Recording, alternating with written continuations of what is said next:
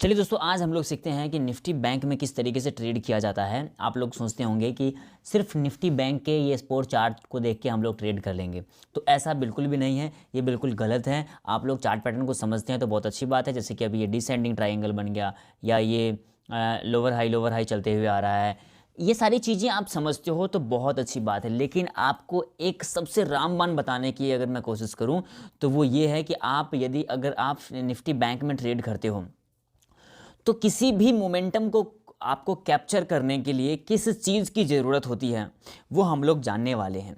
सबसे पहली बात आप सभी को बता दूं कि निफ्टी बैंक चलता किसके बेस पर है। आप सभी को मालूम है निफ्टी बैंक किस बेस पर चलता है। थोड़ा मैं कुछ क्लासे लगा लेता हूँ, थोड़ा सा समझा देता हूँ। ये जो निफ्टी बैंक है वो सभी चलते हैं बैंक्स के ऊपर। यू ऑल नो दैट, आप सभी को मालूम है बैंक्स के ऊपर चलता है। जिसमें जो सबसे ज़्यादा वेटेज है वो कौन सी बैंक के हैं? HDFC बैंक के हैं, ये आपको मालूम है। उसके बाद आपके कौन सी बैंक को जानते हो? उसके बाद भैया ICICI बैंक है, सॉरी ICICI बैंक है। उसके बाद इसमें और कौन कौन से बैंक हैं? तो भैया इसमें एक्सिस बैंक भी है, समझ रहे हो, एक्सिस बैंक भी है, सॉरी गलत लिख दिया, एक्सिस बैंक भी है। फिर हम जो बात करेंगे वो बात करेंगे SBI बैंक का।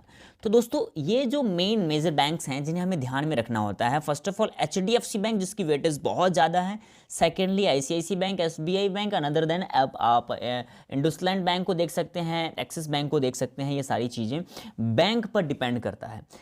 आप इन बैंक्स को जब इस बैंक्स के चार्ट को देखोगे, ये चार्ट किस तरीके से बिहेव कर रहा है, सेम उस तरीके से आपको निफ्टी बैंक बिहेव करते हुए दिखेगा। कहीं ना कहीं जो बैंक्स एक तरफ जो मूव करता है तो कहीं ना कहीं सभी बैंक्स एक तरफ ही मूव करते हुए जाएगा। ऐसा नहीं होता है, लेकिन हायर चांस होता है कि अगर HDFC, अभी मैं सेकंड चार्ट पे आप सभी को ला के दिखाता हूँ, अगर HDFC नीचे जा रही है तो ICICI बैंक भी नीचे गई, एक्सिस बैंक भी नीचे की तरफ बनाया, बट एक SBI बैंक है जो स्लो एंड स्टडी करके ऊपर की तरफ जा रही है।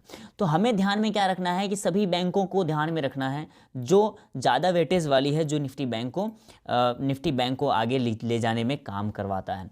तो जैसे देखिए HDFC बैंक सबसे बड़ा रोल अदा करता है कि अब HDFC देख लीजिए कि ये टाइम हो गया 940 के बाद एक लोअर लो बनाते हुए जा रहा है और बिल्कुल छोटी छोटी कैंडल्स बनाते हुए फंसा पड़ा है। फिर ये SBI बैंक देखिए एकदम धीरे धीरे ऊपर की तरफ जा रहा है, बट ये एकदम बिल्कुल एक छोटा छोटा पॉइंट्स बना के, छोटी छोटी कैंडल्स बना के जा रहा है। ICICI बैंक नीचे की तरफ आया तो ICICI बैंक कहीं ना कहीं निफ्टी बैंक को नीचे की तरफ अभी लाया था, जो नीचे वापस सपोर्ट को टच करके और ऊपर की तरफ जा रही है, जो आप देख पा रहे होंगे यहाँ पे लाके, और ऊपर की तरफ वापस इस तरीके से जा रहा है वो। तो कहीं ना कहीं ICICI बैंक का यहाँ पे पावर लगा। ICICI बैंक रेगुलर गिर रहा है, SBI बैंक ऊपर की तरफ है, लेकिन HDFC बैंक जो आप देख सकते हो आपके सामने, HDFC बैंक कहीं ना कहीं सीधे नीचे की तरफ ही आया है। एक पोलिन फ्लैग तरीके का बनाया, बट एक सही तरीके से ये काम नहीं कर पाया क्योंकि जो फ्लैग है वो ज़्यादा ही लंबा हो गया और इसका ब्रेकआउट सही तरीके से नहीं कर पाया। तो इन चीज़ों को यदि आप ध्यान रखोगे, जैसे HDFC बैंक को अगर आप ध्यान रखते हैं ये कैसे काम कर रहा है, और उसी बेस पर अगर आप बैंक निफ्टी को परखिएगा तो आप बहुत अच्छा रिजल्ट पाइएगा। आप देखने की कोशिश करें एक बार, आप लोग बैंक्स को खोल के देखें। आप लोग जानते हैं कि बहुत जो ट्रेडर्स हैं वो अलग अलग डिस्प्ले को ऑन करके रखते हैं, उनके पास स्क्रीन 4-5 स्क्रीन्स होते हैं। वो क्या काम करता है दोस्त?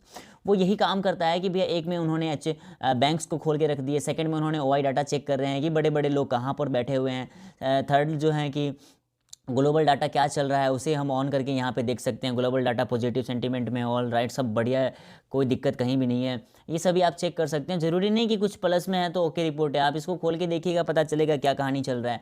आने वाले वीडियोज़ में बताऊँगा, यदि आप चाहते हैं तो कॉमेंट कर सकते हैं। तो इस तरीके से आप लोग देख सकते हो किधर की तरफ मूवमेंट कर रहा है मार्केट, और बैंक्स किधर मूवमेंट कर रहे हैं। बैंक कहीं ना कहीं नीचे की तरफ मूवमेंट कर रही है। देखो HDFC bank, ICICI bank, axis bank को देखिए आप यहाँ से किस तरीके से ये नीचे की तरफ मूव करी है। ये देखिए ये ICICI बैंक है, ये यहाँ पे HDFC बैंक है, बट एक SBI अकेला तो उसको ऊपर लेके नहीं जाएगा ना, आप भी समझ सकते हैं। एक अकेला SBI बैंक तो इसे ऊपर लेके नहीं नहीं, एक SBI बैंक अकेला तो इसको ऊपर नहीं ले जा सकता ना, समझ रहे हो। यदि सभी बैंकों का आपसी संबंध एक तरफ होगा, ऊपरी तरफ, तो जो ये है बैंक निफ्टी बैंक ये भी ऊपर की तरफ जाएगा। लेकिन यदि सभी बैंक्स नीचे जा रही है तो ये भाई निफ्टी बैंक ऊपर कैसे चली जाएगी, ये समझने वाली बात है। सिर्फ एक बैंक का बिहेव करने से HDFC में निफ्टी बैंक में इतना बड़ा मेजर चेंज नहीं हो सकता। लेकिन हाँ, जो HDFC बैंक है उसकी वेटेज कहीं ना कहीं बहुत ज़्यादा है। यदि यदि HDFC बैंक रेगुलर एक नीचे की तरफ बनाते हुए नीचे की तरफ जा रहा है तो भैया निफ्टी बैंक को वो नीचे ला सकता है। इतना पावर है HDFC बैंक में, क्योंकि उसकी वेटेज बहुत ज़्यादा है निफ्टी बैंक में।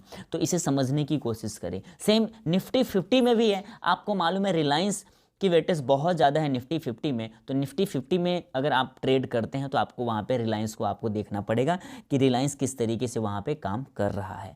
तो ये चीज़ें आपको समझना होगा, और ये सारी चीज़ें समझ में आ गया तो आप अच्छे से ट्रेड कर पाएंगे और समझ पाएंगे। So thank you so much. इस वीडियो में यही चीज़ आपको बताने वाला था मैं, जो शायद आपको समझ में ज़रूर आया होगा कि बैंक्स किस तरीके से बिहेव करते हैं, सेम उसी तरीके से उसी बेस पर हमारा निफ्टी बैंक भी काम करता है। Thank you so much.